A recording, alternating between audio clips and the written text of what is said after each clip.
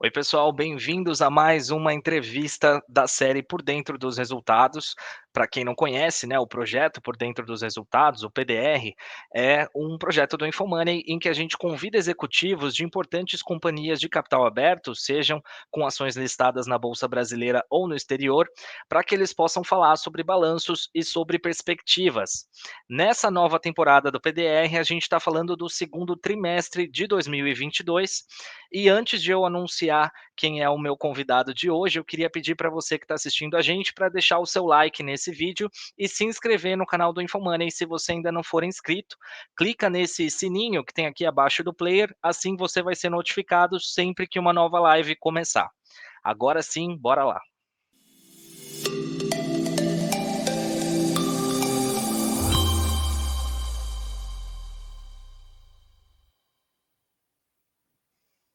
Bom, gente, a entrevista de hoje é com o Ricardo Paixão, que é o CFO da MRV. Ricardo, obrigado novamente por sua participação aqui no PDR. Eu vou te deixar à vontade para fazer uma introdução aí de como é que foi esse segundo trimestre para a MRV. Depois, em seguida, a gente começa com perguntas e respostas. Por favor, fica à vontade, bem-vindo. Bom, obrigado, Figo, mais uma vez pelo convite. Queria dar um oi aqui para todos os nossos ouvintes. Vai ser um prazer participar mais uma vez aqui com vocês. Bom, eu separei aqui, pessoal, algumas informações que eu julgo importantes de serem passadas como uma introdução, né? E depois a gente vai ali para uma sessão de perguntas e respostas, tá? Então, sobre os resultados do segundo trimestre de 22, né? Da MRV & Co., né? Que, como vocês já sabem, é composta não só da MRV Incorporadora, como da Resia, Sensia, né? A própria incorporadora, Lugo e Urba, tá? Bom, então o que a gente traz aqui como os principais destaques, né? A primeira coisa, a gente teve um trimestre muito bom, tá? Com uma geração de caixa da MRV & Co. de 343 milhões de reais, tá? Um lucro líquido ajustado por uma operação de swap de 215 milhões, tá? A gente teve uma marcação importante também, foi um aumento de preço, né? Dentro do programa CVA, que é o Casa Verde e Amarela, né? Antigo Minha Casa Minha Vida, de 7,4%, né? Versus aí o trimestre anterior. Um recorde de vendas na nossa subsidiária Resia, tá? Com 1 bi de real, tá? 195 milhões de dólares, e uma margem bruta combinada de 37%, então, né, mostra que a operação de lá também está bastante saudável. E venda de 2 empreendimentos da Lugo, né, que é a nossa tropicalização do negócio da Resia, aqui no Brasil, pelo valor de 142 milhões de reais. Essa venda já faz parte do acordo que a gente firmou com a Brookfield no final do ano passado. E aí nos gráficos, o que eu queria destacar, né? A gente teve então uma evolução importante de vendas, tá? Vendas líquidas do grupo todo cresceu 26%, tá? Olhando aqui o segundo TRI de 22 contra o segundo TRI de 21, tá? E quase 50% na comparação trimestral, né? Então, 2T de 22 contra um T de 22. O lucro líquido do grupo, né? Olhando sempre a visão últimos 12 meses, findos aqui no 2T de 22, a gente alcançou 851 milhões de reais, né, 26% acima do segundo TRI de 21 e 62% acima do mesmo período de 2020, tá? E aqui é uma evolução, né, de vendas da Resia, sempre também olhando a visão últimos 12 meses, né, onde a gente multiplicou, a gente teve um crescimento de 305%, tá? Se a gente compara aqui na visão anual, então 2T 22 contra 2T de 21. Bom, dentro da nossa estratégia de diversificação, né, a gente continua conseguindo implementar uma boa diversificação, tá? Então, um negócio que era antes 100% dentro do funding FGTS, a gente já tem hoje, né, uma contribuição na parte de vendas maior fora do FGTS do que dentro, então acho que mostra que a gente está no nosso conseguindo implementar nossa estratégia de diversificação, principalmente aqui de funding, tá? E aí, passando um pouco mais aqui agora pela operação brasileira, né, gente? Assim, o que aconteceu? A gente teve um INCC muito alto de 2020 até agora, tá? Recorde aí, né, no período, o que fez com que a nossa margem bruta tivesse uma compressão importante do negócio de incorporação imobiliária no Brasil, quando a gente olha o período, né, de 2020 até agora, tá? Esse primeiro semestre, ele tem uma marcação importante, foi o primeiro semestre aqui, né, os 2 primeiros trimestres, vamos colocar assim, no último 2 anos e meio, onde a gente conseguiu elevar o preço acima do que foi o INCC. Tá? Então, isso mostra que, né, nosso resultado atual ele é um somatório de safras de empreendimentos, Então, hoje a gente tem o resultado de 2020 e 2021 puxando para baixo e o resultado de 22 puxando para cima, tá? E aí, obviamente, à medida que a gente for, né, começando a construir esses empreendimentos que estão sendo vendidos agora, ele começa a passar por dentro da nossa DRE, né, e impactar no balanço, e, consequentemente, a gente vai ficando meio que livre das safras ruins e vai voltando aqui a ter safras melhores, fazendo com que a nossa margem suba, tá? Só para dar um pouquinho de número, a gente conseguiu elevar o preço dentro do Casa Verde e Amarela em 11% no primeiro semestre, contra um INCC de 7,5%, tá? Bom, a gente reporta aqui também um dado importante, que é a margem bruta das novas vendas. O que é isso? Se eu pegar somente as vendas feitas naquele período, tá, já considerando uma inflação futura, né, de 8% esse ano e 6% nos anos seguintes, essa margem, a gente já viu uma expansão dessa margem. Então, a gente colocou o dado aqui, ó. Ele saiu de dezembro de 21 de 19%, passou para 23% em março e 25% agora em junho, tá? E a gente aproveita também com um pouco mais de audácia e já coloca qual que deve ser o direcionador desse indicador para frente. Né? A gente espera, segundo os nossos planejamentos e as nossas contas aqui, esse indicador ele deve bater 30% já no primeiro semestre do ano que vem. Então, mostra como que está sendo feita essa retomada. Bom, a gente teve também, né, ajustes dentro do Casa Verde e Amarelo, tá? Então, são 4 ajustes aqui previstos, 2 deles já estão implementados e 2 deles vão acontecer no final desse trimestre, então eles vão estar, né, em operação full aqui no quarto tri desse ano. Essas alterações são alterações importantes, elas aumentam o subsídio, diminuem a taxa de juros, o que já foi aprovado, e do ponto de vista que ainda falta aprovação, né, na verdade a lei já está aprovada, falta a sanção da Presidência da República, a gente vai ter uma expansão do prazo máximo de financiamento de 30 para 35 anos, tá? E também a possibilidade do uso dos 8% do FGTS, né, depositado pelas empresas na conta de todo mundo que é CLT, vai entrar para poder fazer para poder compor a renda, né? Então, essas medidas todas combinadas vai fazer com que mais gente possa comprar imóvel e vai nos abrir um espaço também para poder subir o preço, recompondo, né, a margem que a gente perdeu em função da inflação dos últimos anos. Bom, passando um pouquinho aqui pela Resia, tá? A Resia que eu quero destacar, na verdade, é o próximo slide. A Resia está numa operação crescente, né, gente? Acho que eu tenho trazido isso aqui de forma recorrente para vocês. Quem acompanha mais de perto está vendo. Só que nesse trimestre ela deu realmente um salto, tá? O que eu queria colocar? A gente tem um indicador que mostra aqui todos os empreendimentos que já estão em construção, né? Ou estabilizados ou em projeto em estabilização. Então, são só aqueles projetos que já estão entrando numa fase, né, em construção ou entrando numa fase de venda, tá? Então, a gente saiu de $1 bi no final do primeiro tri de 22 para $1 bi 664 nesse período, tá? No final de 2T de 22. Então, foi um crescimento de mais de 60%, né? Que a gente observa aqui um tri contra o outro. Então, hoje, os projetos da Resia, que já estão em construção ou estabilizados, já somam quase 9 bilhões de reais com a cotação do final de junho. Então, mostra que a Resia está ganhando cada vez mais importância, tá? Bom, aqui é um pouquinho mais técnico, mas eu queria passar também como que esse investimento que a gente fez em Resia, ele está se pagando, né? A gente calculando a TIR desse investimento, né, a taxa interna de retorno, ela nos mostra o quê? A gente saiu de um NAV, né, o Net Asset Value, de $186 milhões no final do 2T de 19 para um NAV de $800 milhões já no período agora. Então, a gente tem somente na Resia, né, a soma do valor dos ativos, 4 bi 200 de reais. E isso é um ponto que a gente está vendo crescer cada vez mais, né? E o pipeline de crescimento foi exatamente o que eu mostrei no slide anterior. Ô, Figo, acho que era isso que eu queria passar aqui, né? Não queria me alongar tanto, para a gente poder passar para a parte mais interessante aí da nossa Boa. conversa. Beleza, valeu, obrigado, Ricardo, por essa introdução, acho que foi bem completa. Eu, para manter nossa tradição aqui, eu quero começar perguntando sempre sobre cenário, né, cenário atual. A gente está vendo elevação da Selic, né, que já está em 13,75% ao ano, um cenário de inflação, como que isso está afetando as operações da MRV aqui no Brasil, obviamente, né, especialmente, o que a gente pode esperar daqui para frente. Você comentou, já pegando num ponto dessa sua introdução, sobre esse aumento de preços, e até entre as perguntas que a gente recebeu dos leitores ao longo da semana, tem uma delas que é especificamente sobre isso.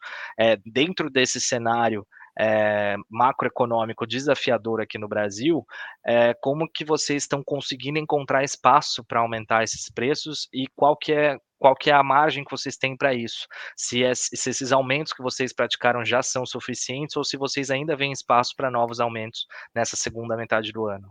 Tá bom. Bom, tema aqui eu posso ficar horas falando dele, né? Então vou tentar ser bem conciso aqui para a gente poder conversar mais sobre outras coisas também. Então, começando sobre a questão da inflação e dos juros, né?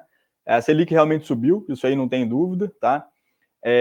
O negócio do MRV ele é muito protegido, né, em relação ao aumento da Selic. Por quê?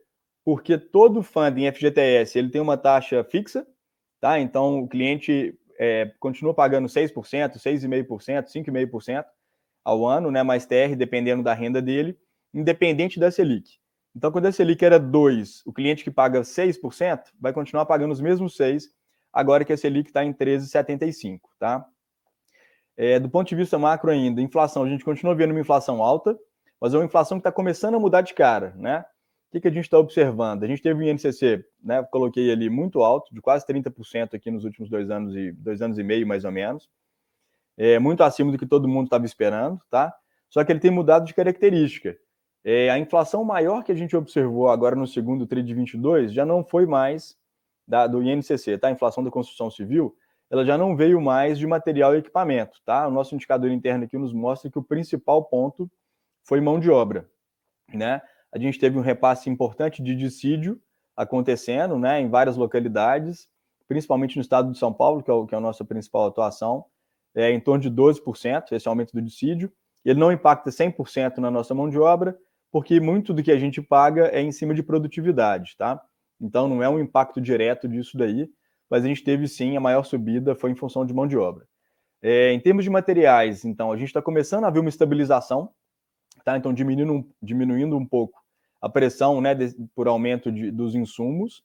Então a gente está prevendo uma inflação mais dentro do controle, uma pressão menor inflacionária dentro do setor para o próximo semestre e também para o ano que vem, tá? Então, em termos de Selic, né, as expectativas aí gerais do mercado, acho que meio que o consenso é que a gente está chegando perto do topo, se é que já não chegou, né? Então isso obviamente ajuda muito o nosso negócio SBPE e o nosso negócio da Lugo, tá? Por quê?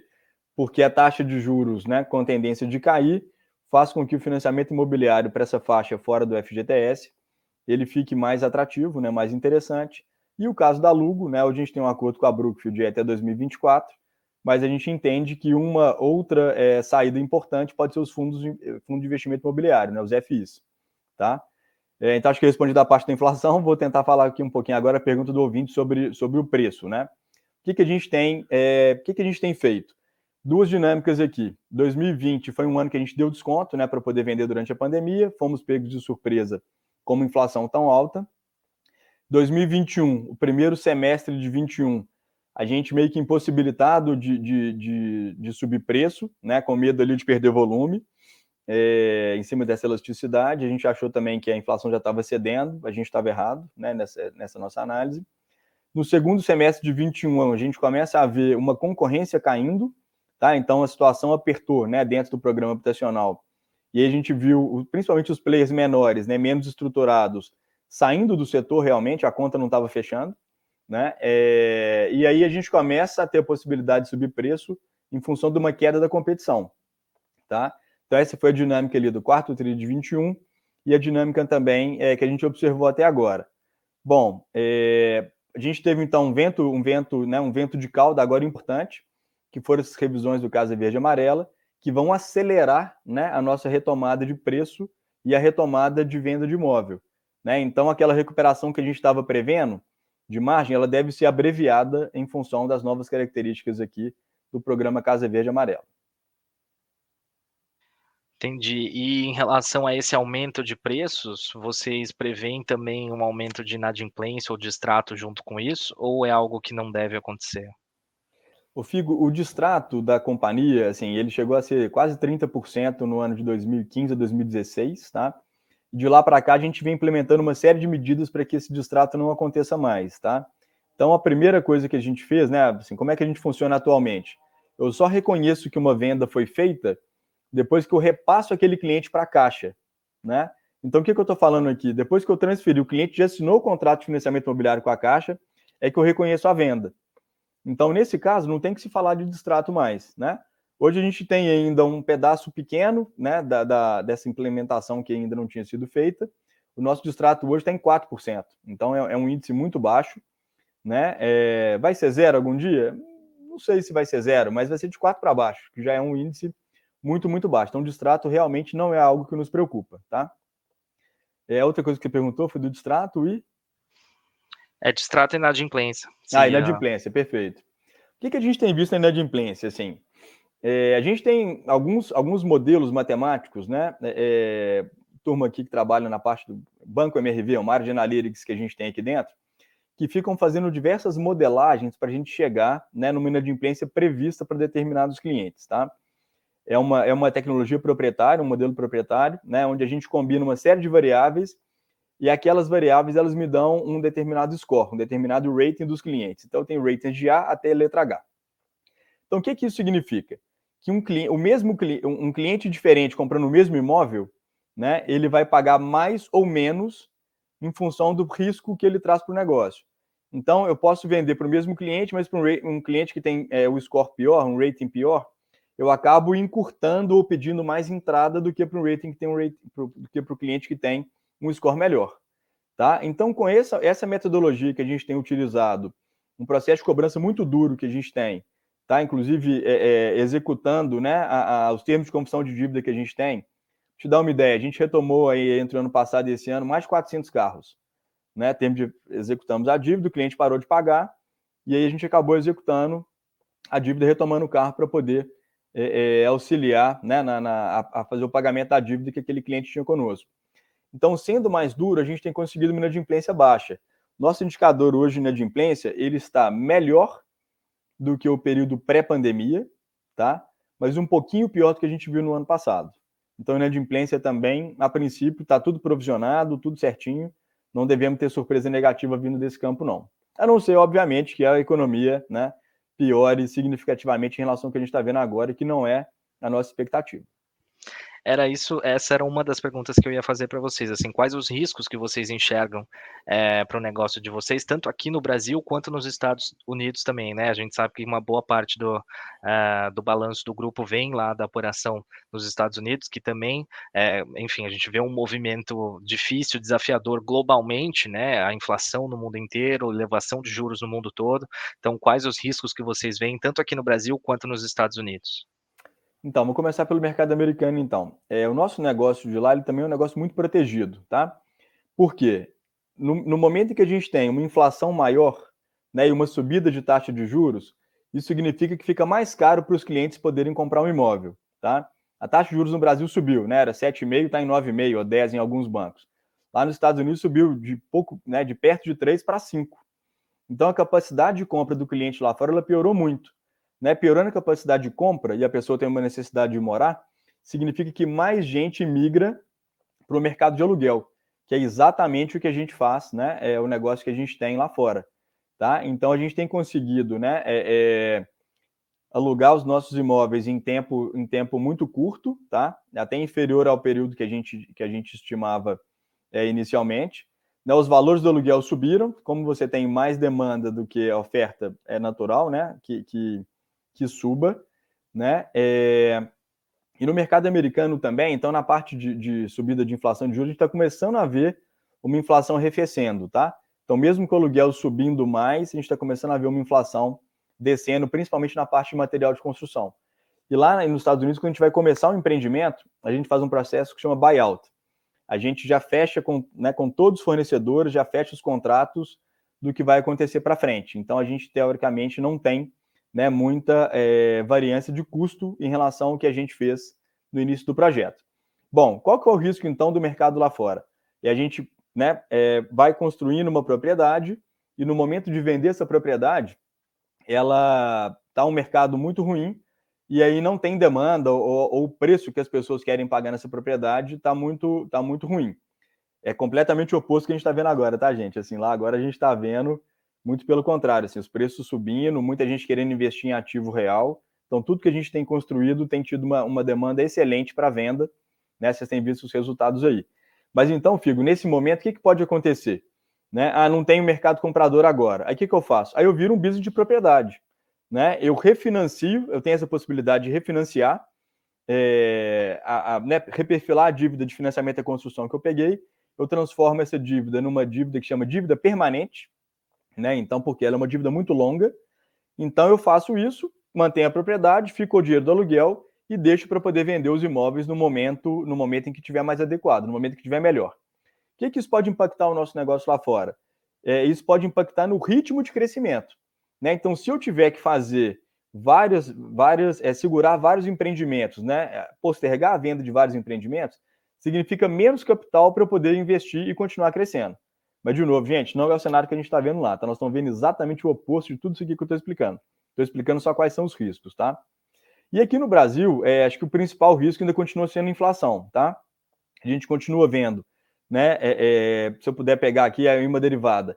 Então, primeiro, inflação, né, de custo subindo, voltar a subir ou não ceder em relação ao que a gente está estimando, né? Isso vai fazer com que a gente tenha que subir preço, né? E isso vai ocasionar que a capacidade de compra do cliente ela se deteriore, né? Não é o cenário que a gente está observando também, mas esse hoje para mim é o nosso principal risco. Legal. Já que você citou a operação nos Estados Unidos, eu queria falar um pouco sobre ela, né. Bom, teve essa mudança no nome da empresa, né, foi de AHS para Resia. Se você puder falar um pouco sobre essa estratégia de vocês, por que dessa reposição aí do nome da marca, e se vocês mantêm aquela meta de ter, 8.000 unidades de lançamento de 8.000 unidades por ano até 2025 lá nos Estados Unidos, se isso é uma coisa plausível, se vocês continuam com essa expectativa? Perfeito. Então, nós temos 3 planos para o mercado lá fora, Figo. Um de 5.000 unidades por ano, um de 8 e um de 12, tá? O que vai determinar, né, qual plano que a gente vai alcançar e quando é a quantidade de capital que a gente tem. Né? A capacidade interna para desenvolvimento e construção já está acontecendo, né? Então, a gente tem a possibilidade de conseguir dinheiro para colocar na holding, tá? Na holding da Resia, e temos também a possibilidade de conseguir dinheiro para colocar nos projetos. Né? Os dois modelos funcionam, e aí vai caber a gente aqui, né? Vai caber a nós, calibrar quanto de dinheiro vai na holding, quanto de dinheiro vai no projeto, sempre pensando em maximizar os resultados da companhia e o retorno para os nossos acionistas, tá? Então, assim, a gente continua super confiante, tem espaço para chegar no 8, tem espaço para subir para 12, né? Então, essa meta de 2025 para 8.000 continua totalmente factível e é o caminho que a gente está perseguindo, tá? Outra coisa que você me perguntou, me Sobre o lembra aí. reposicionamento da Ah, marca tá, nos Estados Unidos, perfeito, a troca de nome, o porquê disso, qual a perfeito. intenção? Tá ótimo. Então, por que mudar de nome, né? Esse nome Resia? Porque a gente está expandindo para alguns mercados onde o nome AHS já era usado por outra empresa, né? Uma empresa de seguro de eletrodoméstico, né? Então a gente acabou tendo que mudar em função disso e a gente acabou aproveitando e trouxe, né, a identidade visual da Resia mais parecida aí com o que a gente tem dentro do grupo MRV, né? Então um tom de verde, alguma coisa que conversa um pouco mais com a nossa marca aqui. Então foi por isso, assim, a gente está expandindo para alguns mercados, né? E a gente gostaria de ter esse registro nacional, e o registro nacional de AHS a gente não poderia ter, porque já pertencia a outra empresa. Entendi. Hoje vocês estão em quantos estados nos Estados Unidos? 3? Ou A gente está em 3, né, 3 tá. estados, só que é importante colocar, né, que esses 3 estados, eles têm um PIB gigantesco, né, então a Uhum. gente tem um espaço enorme para poder crescer, e muito somente dentro desses 3 estados. Seria possível, Figo, chegar nos 8 ou nos 12.000, ou até passar disso, somente nos 3 estados. A gente está falando, né, do estado do Texas, tá, da Geórgia e da Flórida. Os Estados Unidos são muito grandes, né, são muitos estados, tem muita possibilidade ali. Aliás, falando nisso, quanto que representa hoje a operação americana dentro da MRV & Co? Tá, da parte de venda, né, e lucro, vamos colocar assim, venda hoje está mais ou menos 40%, tá, do Uhum. negócio. Se a gente pegar o lucro aqui, o lucro do ano passado, a gente está falando algo em torno de 60%, né? E para frente pode até ser que cresça mais, mesmo com o negócio brasileiro continuando a crescer muito, né? Cada unidade que a gente faz lá, em função do dólar e do preço da unidade, ela equivale a mais ou menos 7 a 8 unidades aqui no Brasil. Então, se a gente chegar no plano de 8.000, a gente vai estar falando do equivalente de 64 mil aqui. Entendi, boa. Eu lembro que em alguma das entrevistas que a gente já fez aqui, vocês chegaram a falar que em algum momento, possivelmente, a operação americana ficaria maior do que a operação brasileira, né? Sim, acho que em número de unidades, muito difícil de chegar nesse montante, né? A gente faz aqui perto de 45 mil unidades, então nem temos essa expectativa lá fora. Apesar de que tem players americanos que fazem 60, 70 mil unidades por ano, né? Mas não é nosso plano ali é 8, 12, pode ser que isso cresça depois, né? Mas na hora que a gente fala em dinheiro, né? Na hora que a gente olha o econômico, certamente o negócio lá de fora tem o potencial de ficar maior do que o daqui. Não que o daqui não vai crescer, hein, gente? É que o de lá vai crescer mais ainda do que o daqui. E tem a questão do câmbio também, né? Aliás, essa é uma das perguntas que chegaram ao longo da semana e sempre chegam quando a gente fala com vocês por conta da operação nos Estados Unidos. Como que vocês lidam com a questão do câmbio? Se vocês têm alguma estratégia de hedge, por ter que trazer dinheiro de um país para o outro? Perfeito. Então, o que a gente faz, na verdade, né? Toda captação que a gente faz no nível da Resia é em dólar e já está nos Estados Unidos, então é dólar contra dólar, né? O dinheiro gerado, o capital gerado com a operação americana que é utilizada para poder pagar a dívida de lá, então a gente está totalmente coberto e controlado em cima disso. A gente chegou a fazer um aporte, né? Aí a MRV US, na verdade, que é nosso subsidiário lá fora, chegou a fazer um aporte de 250 milhões de dólares na Resia, e aí a gente usou a mesma estratégia, né? Eu captei esse dinheiro lá fora, tá? Fiz o swap dos juros, porque os juros a gente paga com o dinheiro daqui do Brasil. Fiz o swap dos juros, então, para CDI, né? Então, o que eu pago de juros é em real, aqui já está swapado para real. Então, eu estou CDI contra CDI aqui também. E lá fora, essa captação que eu fiz lá fora, e a gente tem algumas estratégias, né? Usar o recurso da própria de dividendos da Resia para poder pagar, ou, como a gente está crescendo muito o negócio lá fora, o mais provável é que a gente continue, que a gente faça uma rolagem, emita um bond lá fora, né? Uma emissão de dívida lá fora com prazo longo, e aí reperfile essa dívida também. Essa é a nossa estratégia para acontecer, mas essa dívida ela começa a vencer daqui a 3 anos, né? Então, uma questão mais para frente, mas hoje a gente pensaria nisso, assim, é fazer uma emissão de uma dívida lá fora, né? E ficar de novo com a alavancagem em dólar e o resultado em dólar. Então, de novo, totalmente coberto. Boa. Além do aumento de preços e de ser mais rígido, né, na questão de inadimplência, como você já comentou aqui, tem alguma outra estratégia ou alguma outra coisa que vocês façam para tentar mitigar aumento de custo operacional e administrativo? Sem dúvida tem, né? No ponto de vista administrativo, acho que a gente pode acompanhar assim, o nosso crescimento administrativo, né? O G&A, tanto despesa comercial quanto o G&A, ele é muito pequeno, né? Assim, então ele é super bem controlado, tá? E as iniciativas que mais crescem, na verdade, são iniciativas de inovação. Então vamos falar assim, não é o G&A despesa mesmo, seria mais a linha de investimento, né? Investimento em TI, né? Aí depois, obviamente, depreciação dos sistemas que a gente implementa. Então, essas são as linhas que crescem um pouco mais, né? O resto da despesa geral administrativa e despesa comercial é totalmente controlado, e que a gente deve ver, na verdade, para frente é uma diluição em relação a isso, tá? Outras estratégias que a gente tem, na verdade, aqui na parte de contenção de custos, sempre tem, né, uma linha de tentar buscar produtividade, né? Tentar pensar em novas formas de construir, novos materiais, processos mais simples, né, de construção que simplifiquem o nosso negócio.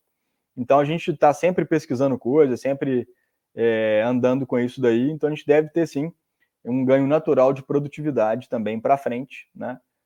Fazendo com que o nosso custo suba menos do que a inflação. Boa, eu queria que você falasse um pouco sobre os lançamentos aqui no Brasil, como é que eles estão, o que tem previsto para essa segunda metade do ano, e se vocês vão diminuir um pouco o ritmo de lançamento em relação a eventos que vão acontecer no país nessa segunda metade. A gente tem eleições, a gente tem Copa do Mundo, enfim, a gente tem uma série de coisas acontecendo.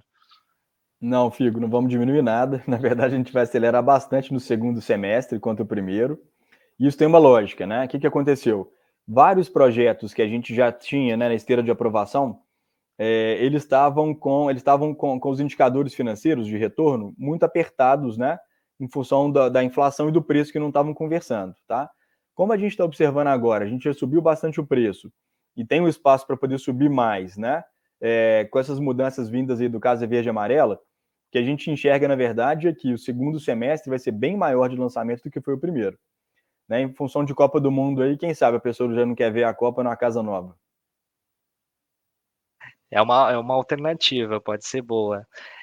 Chegou uma pergunta dos leitores durante a semana que o leitor quer saber, na verdade, se a empresa vai focar mais os esforços no Brasil, em empreendimentos da MRV, no Casa Verde e Amarela, por exemplo, ou em projetos da Ascensia, que são mais voltados para a classe média. Na verdade, o que a gente tem, né? O grosso do nosso land bank é dentro do fundo da FGTS, né? Dentro do Casa Verde e Amarela, tá? Então, assim, a gente vai ver, né? Essa linha do Casa Verde e Amarela crescendo, tá? Mas percentualmente a Ascensia deve crescer mais do que o Casa Verde e Amarela. Por quê? Porque ele ainda vai crescer em cima de uma base pequena, né? O Ciência hoje ainda é pequeno em relação ao que a gente acha que ele pode ser. Tem alguns lançamentos que a gente já está fazendo esse ano, teve Ciência Manaus, teve Ciência Pampulha aqui em Belo Horizonte, que a gente está fazendo, e com certeza algum outro aqui que eu não estou lembrando, né, que vai ter para frente também até o final desse ano. Mas então, assim, percentualmente o Ciência cresce mais, mas sempre, né, o Casa Verde e Amarela vai ser vai ter um volume, né, bem maior do que a gente enxerga para a Ciência, até em função de mercado endereçável, né? Então a gente quer estar nos dois, assim, eu não quero competir um contra o outro. Eu quero que os dois cresçam, mas na nossa estratégia, a Ciência cresce mais do que o Casa Verde e Amarela. Legal. Uma outra pergunta que chegou, e é em relação aos fundos imobiliários, que até você chegou a comentar um pouco já numa outra pergunta. O leitor diz que os fundos estão tendo mais dificuldade de se capitalizar nesse cenário atual, até por conta do aumento da taxa Selic, se isso é uma coisa que vocês perceberam também, e como que isso pode impactar a operação, especialmente da Lugo. Perfeito. A gente percebeu isso, na verdade, né? A gente começou a ver essa tendência já tem mais tempo, tá? Então, no ano passado, né, no meio do ano passado, o nosso trabalho foi exatamente buscar alternativas para fundos imobiliários, né? Alternativas para fundos imobiliários, eu digo assim, se o fundo imobiliário não vai comprar, o que eu posso fazer com esse ativo? E foi aí que entrou o nosso acordo com a Brookfield, né? Então, a gente fechou um acordo aí em dezembro do ano passado com a Brookfield, onde ela faz a aquisição, né, de todo o pipeline que a gente tem em desenvolvimento e a desenvolver até o ano de 2024. Tá? Então, a Lugo está totalmente protegida, essa parceria está crescendo, né, está sendo muito bacana, tem um relacionamento também aproximando aí as duas empresas, né, um prazer nosso poder aproximar de uma gigante aí do mercado imobiliário como a Brookfield, né, uma gigante mundial. Então, está trazendo muito ganho assim, de sinergia, de troca de ideias. Eles estão muito animados e a gente também, né, em relação a essa parceria. Então, é uma parceria que pode até crescer mais. Né? A gente está vendo aí novos terrenos vindo, novas aprovações. A gente não vai ficar restrito ao escopo que a gente tem até agora, não. Legal. Eu queria que você falasse um pouco sobre a Urba, né? Um outro braço aí do grupo, né? De loteamentos. Qual é a estratégia de vocês para essa área e qual o potencial de crescimento também? Tá. O crescimento dessa área, assim, ele é muito líquido, né, Figo? O que lança, vende. Lote aqui no Brasil, nessa faixa que a gente faz da Urba, é impressionante, assim, a velocidade de vendas é altíssima, né? Então, a Urba, ela está muito focada no interior de São Paulo, acho que é o principal mercado, tem alguma coisa no Centro-Oeste, Triângulo Mineiro também, mas o principal mercado no interior de São Paulo. A Urba vem crescendo bastante, né? Não acho que não é novidade aqui, a gente tentou abrir o capital da Urba mais ou menos há 2 anos atrás, né? A gente tinha um plano de chegar em 15 mil apartamentos por ano, 15 mil lotes por ano, desculpa, e a gente, na época, fazia menos de 1.000, né? Menos de 1.000 lotes por ano, tá? No ano passado, a gente já fez 3 mil, né, lotes no ano passado. Esse ano a gente tem mais um crescimento importante. Então, a Urba é uma companhia que vem quase dobrando de tamanho ano contra ano, né? E além de ser um negócio que está crescendo muito, tem uma rentabilidade fantástica, né? A gente tem uma rentabilidade ali, uma margem bruta acima de 40%, então uma margem bruta bastante alta, 45%, 47% em alguns projetos. Então faz com que a gente continue, obviamente, muito animado, né, com a questão da Urba. Tá? E a questão de capital, que pode ser uma outra pergunta. Qual capital que vocês usam para poder colocar lá? A gente recentemente conseguiu fazer uma venda da carteira de recebível da Urba, né? Então fazendo com que esse recebível que estava para frente, a gente trouxesse ele para dentro e isso, obviamente, financia, né, mais crescimento da companhia. Então continuamos super animados, a gente brinca que na próxima rodada, né, de abertura de capital da Urba, a gente pode colocar só um slide. Planejado versus realizado. Todo mundo vai ver que a gente está conseguindo cumprir rigorosamente com o plano que a gente tinha antes. Boa, era essa uma pergunta que eu queria fazer, assim, o que que tem previsto em relação à capitalização, a captar dinheiro, assim, se vocês têm alguma emissão prevista, se você tem algum lançamento, algum IPO de alguma das marcas, enfim, o que que a gente pode esperar daqui para frente? Tá, a gente tem bom, acho que é um grupo bastante empreendedor, né, Figo? Então a gente enxerga o mercado de capitais como uma excelente fonte, né, de funding, de financiamento, de crescimento dos negócios, tá? Então, para frente, certamente tem mais coisa vindo aí para acesso ao mercado de capital. Não tem nada, né? Assim, não é curto prazo que a gente está vendo, a gente enxerga aqui mais para frente, né? Tanto o Urba quanto o Resi, acho que seriam os dois negócios mais óbvios aí, né? De uma capitalização. Mas isso acho que é uma conversa mais para frente, né? Agora, Resia, no caso, nos Estados Unidos também, né? Resi nos Estados Unidos, sem dúvida. Uma empresa americana, né? Com uma Uhum. capitalização lá fora, tá? É o que a Bom. gente está enxergando quando a gente fala do ponto de vista de mercado de capital, né? A gente está no processo de capitalização da Resia com um ente privado, só que nesse caso aí eu estou impedido de dar mais detalhes aqui para a gente. E captação, a gente continua com o processo de captação, né? A gente tem um CRI sendo feito agora, tá? Um CRI para, né, público em geral, um CRI na 400. São prazos longos, uma série de 8 anos, outra série de 10 anos. Né? Muitos dos nossos ouvintes aqui já devem ter sido aí, acessados ou tido acesso, né, ao processo de book dessa operação. Boa, e em relação a M&A, tem alguma coisa em vista? Como é que está a empresa em relação a isso? Tem alguns projetos, alguns estudos? É uma possibilidade? O Figa, a gente é muito ativo em compra de projetos, né? Então, às vezes, falta alguma coisa no nosso land bank, a gente pode comprar algum projeto, fazer alguma parceria para fechar o quebra-cabeça. Agora, do ponto de vista de compra de empresa, não. Acho que é o momento de voltar para dentro mesmo, né? Acabar de resolver, né, essa equação do nosso core business aqui no Brasil. Então, é um momento que a gente está muito focado em fazer, né, com que o nosso negócio daqui volte a ser um negócio muito rentável, como ele sempre foi. Né? E a gente já tem bastante coisa para fazer aqui, né? Olhando todas as outras iniciativas, as outras subsidiárias que a gente tem. Então, por hora, acho que não temos nada de M&A, não. Mas se tiver projeto, terreno, etc., isso aí é core business, sempre está olhando, sempre está analisando.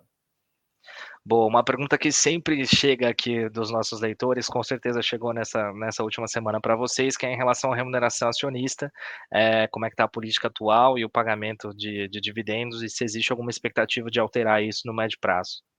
Tá, em termos de dividendo, a gente pode fazer, na verdade, a gente teve o pagamento, né, do dividendo mínimo obrigatório esse ano, né, foi 25%, mas em cima de uma base de lucro muito grande, que contou com o resultado da Resi aí no ano passado.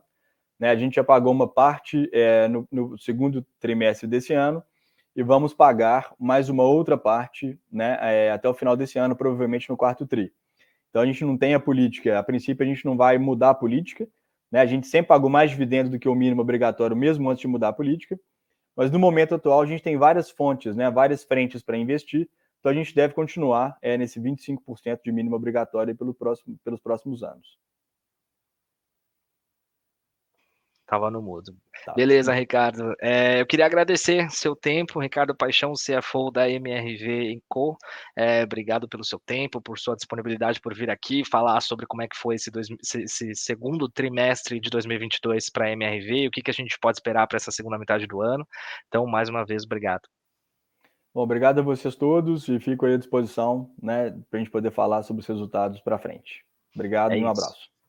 Valeu, pessoal. Quem perdeu o começo dessa entrevista, não se preocupe, ela fica na íntegra no canal do Infomoney no YouTube. Você já sabe, não só essa, como todas as outras, você pode assistir, é só acessar a playlist do Por Dentro dos Resultados no canal. Se você não for inscrito no canal, se inscreva, né? Clica nesse sininho que tem abaixo do player, assim você vai ser notificado sempre que um novo vídeo for para o ar. E também não deixa de dar o seu like aqui nesse vídeo também, compartilhar nos grupos aí, que é sempre importante para o nosso engajamento. Além disso, a gente está só no começo da temporada do Por Dentro dos Resultados, né? A primeira semana dessa nova temporada, então até o dia 19 de agosto a gente tem muita entrevista pela frente. Para você acompanhar o cronograma, entra no infomoney.com.br, na parte superior do site tem um link por dentro dos resultados. Lá você também encontra no menu do site esse link. Aí lá você pode ver quais serão as próximas entrevistas e se programar para assistir. É isso, até a próxima.